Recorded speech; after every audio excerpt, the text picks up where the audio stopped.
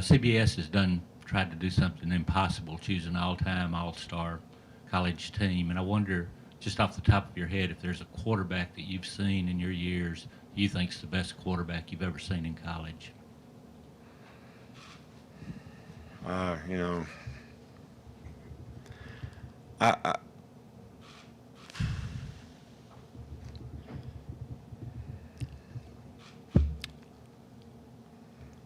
you know what comes to mind for me when you ask the question about quarterbacks, it's some of the guys that when I was a defensive coordinator in the NFL, it just happened to be that there were some really, really good quarterbacks.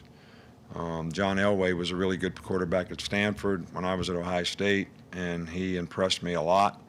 But he also impressed me a lot when he played for the Denver Broncos.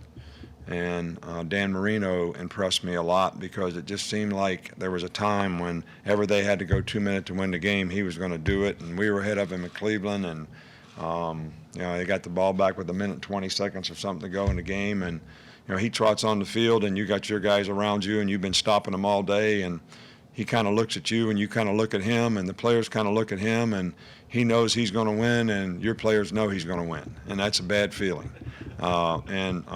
And then he goes out and wins. So I remember those days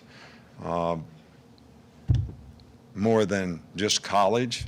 But I think maybe there's a reason for that, because I think in the NFL, the game is a little bit more quarterback oriented, if that makes sense.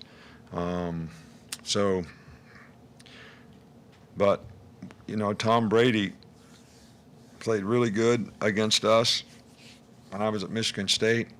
We actually won the game 34-31 or 31-28, but it was because they played a different quarterback half the game. If they'd have played him the whole game, I don't know what would have happened.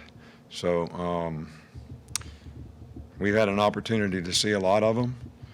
I think Trevor Lawrence played about as well against us last year in the championship game